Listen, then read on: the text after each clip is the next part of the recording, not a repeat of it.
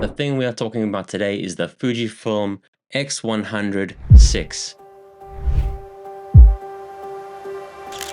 This camera's been around for a couple of years now already. I think it came out in February 2023. There was a lot of hype around this camera at the time that it came out, like everyone wanted it at the time. Obviously, this will be coming off the back of the Fujifilm X100V. The X100 cameras have a very special place with a lot of people, just because it is a very functional, compact camera that you can kind of have on you wherever you're out and about. And also the retro styling and look and feel of this camera is something that's pretty much sought out today. So let's just quickly have a look at what this camera is, what it's made of, and its specs. Okay, so let's just get the boring stuff out of the way. In terms of megapixels, you're looking at 40.2 million megapixels. Your lens is a 23mm APS-C lens. Okay, that's going to be equivalent to your 35mm, again, a focal length a lot of people enjoy. This is a fixed lens, so you can't change or swap up lenses whenever you want. You're pretty much stuck with that. You do get a few add-ons that you can add to the camera to make it slightly wider and go more towards a 28mm, or you can go more towards a 15mm with these extra attachments. In terms of your aperture, the lens goes from f2 all the way to f16. The camera also has an electrical and mechanical shutter. In terms of the screen, it's just a flip-up screen. It doesn't flip out like a lot of the cameras do these days.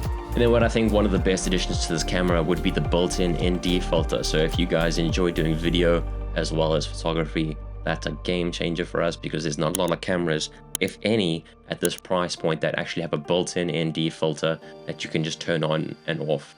So enough about the specs, let's get a bit more into the actual camera and what it's like to use. So obviously it was very difficult to get your hands on this camera when it actually came out. I think nowadays it's a lot easier. Unfortunately, the price hasn't come down much at all. I know in the UK you're looking at £1,600, which is a lot to pay for a camera. Yes, this camera does pack a big punch, but you kind of have to look at what you use your camera for and see if it's worth it or not. I personally wouldn't use this camera for work. In terms of coming from the Sony system, Sony for me, it's reliable. I have all the lenses I need. I know in terms of autofocus, it's fantastic. Image quality is fantastic. I shoot in S-Log 3, so I know how to color grade all my footage, etc. Not to say that this can't do those things, but I think with Sony, it's just, you know it's going to work. There's no bugs or anything. It's just a smooth process, so I can get in there, get my work done. I know exactly what I'm doing. I don't fidget or fiddle or play around with anything. I just get in there, know my settings, I shoot, I get it done, and I know everything's going to come out looking good. Okay, so when it comes to the Fuji, it's a bit more artistic in the way that you use it. So again, with all the film simulations and the settings and everything, and you are stuck with that fixed 35mm on the lens, so you can't really change it up. I think this is an ideal travel / documentation camera. So if you want to kind of just document your life and everyday things, or if you're going traveling somewhere, it's tiny, it's compact, it's easy to have on you. You can put it around your neck, you can fit it under a jacket or anything and just kind of pop it out when you're ready to take a shot of anything. Essentially what I've been using this camera for is just been taking it out on walks and stuff with my wife, or whenever we take Mishka out. We go on walks, and I've been taking a lot of photos. I've recently done a trip to the US. We went to Dallas, Texas. It was mainly for work, but I had a nice afternoon where I could just kind of walk around and take some photos with the camera. I've processed these all myself from raw files, as well as the video, because a lot of people don't talk about video. I'm sure a lot of you guys are photographers. You're not interested in the video, that's fine, but it is a really capable video camera.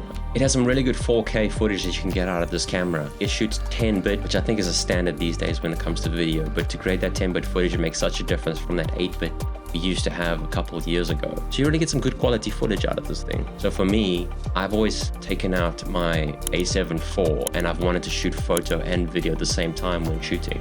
Firstly, it's hard to find a small enough lens, right, for the Sony system.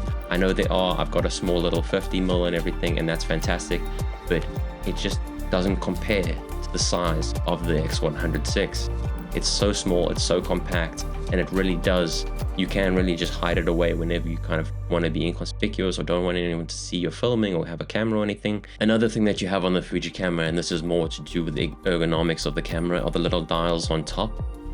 So your shutter speed and your ISO are controlled by your little dials on top of the camera. So you'll just, for shutter speed, you'll flip the dial and then just pop it up, and then you can do your ISO as well. I really don't enjoy this as much. So there are nice simple settings that you can actually do. So you just set your shutter speed to the T, and then you set your ISO to the C on the camera. And then you can just use your little scroll wheels in front and behind to change your ISO and to change your shutter speed. And this for me was ideal because that's generally how I've set up my Sony cameras as well. And then obviously your aperture is just going to be on the front lens. And that's pretty much how I like my camera setup. And then to get to the video mode from photo mode, really nice and easy. You just hit the drive button, you flick the joystick up once and you're in video mode. It saves all your settings for video, so you can set up your video settings and then flick to photography settings, and everything is pretty much how you left it. So it's very nice and versatile in terms of flipping back and forward between video and photo mode. And I think with the built-in ND filter, that is the one kind of reason why this is the camera that I would choose over my A7 IV, because I would have to put on an ND filter onto my lenses if I wanted to do video, and then take them off if I wanted to do photo. So it's very fidgety, it takes time. Whereas this, I can just hold down the little switch in the front for 3 seconds, and then it just pops that ND filter straight on, and I'm good to shoot video, and vice versa if I want to go back to photo. So it's really easy going back and forth between photo and video, especially if you're out and about and you're shooting content. This camera would be great for behind the scenes, and it really depends what you want to use the camera for. I would not recommend this camera for professional work, just because you're so limited in lens selection, because you only have that 35mm equivalent fixed onto the camera. The other thing is the battery. So the battery would probably last you a good day of shooting, but if you want to do long-term interviews and stuff like that, it's just not going to cut it. You'd have to have a couple of batteries with you to get through that. Whereas the Sony batteries, they last me a couple of hours, and then I'd need to swap them out. And it's just more of a workhorse.